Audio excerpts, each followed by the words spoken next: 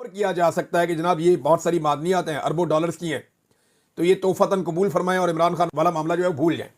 वो ये कहना चाहते हैं, जो शहबाज गिल साहब हैं वो ये बात कहना चाहते हैं। मैंने सिंपल करके आपके सामने रख दी है। क्या एग्जैक्टली ये हो जाएगा या ये हो पाएगा? इस पे एक इंडियन जर्नलिस्ट हैं अशोक सवेन, वो ये कहते हैं कि पाकिस्तान को करप्शन के जरिए दिवालिया करने के बाद अब शरीफ खानदान माइनिंग के नाम पर मुल्क को लीज पर देकर नीलाम करने का मंसूबा बना रहा है। ये एक बैनुल अक़वामी जर्नलिस्ट हैं अशोक सवेन, उन्होंने भी इसके ऊपर ये स्टेटमेंट दिया है। और नवाज शरीफ और शहबाज शरीफ का एक पुराना स्टेटमेंट जो मैंने सबसे पहले आपको निकाल के दिखाया था 12 जनवरी 2015 का, जब इन्होंने कहा था कि हम लोहा ढूंढने निकले थे और सोना और चांदी मिल गया हमें, तब भी इन्होंने कौम को बड़ी नवीद सुनाई थी कि अब हम IMF से भी जान छूट जाएगी, पाकिस्तान में लोग नौकरियां करने आएंगे, पाकिस्तान दुनिया का अमीर तरीन खित्ता बनने जा रहा है।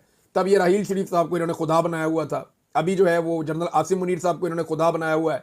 तो ये हमेशा आर्मी चीफ का दिमाग खराब कर देते हैं, जो भी आर्मी चीफ आते हैं। फिर ये उनके साथ झगड़ा भी कर लेते हैं बाद में, जब इन्हें पता चलता है कि अब आर्मी इनको सपोर्ट नहीं कर रही है, उनके साथ लड़ाई भी करते हैं।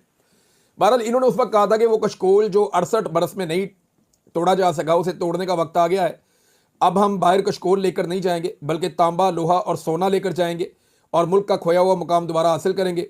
चनियोट में सोने, तांबे और लोहे के ज़खायर मिलने पर शहबाज शरीफ और नवाज शरीफ का जो दावा है वो वायरल हो गया दोबारा से। ये मैंने आपको अपने एक वीलॉग में 2 वीलॉग्स पहले बताया था कि ये एक्चुअली इन्होंने किस तरीके से पहले भी कौम को बेवकूफ़ बनाया, ये दोबारा कौम को बेवकूफ़ बनाना चाहते हैं।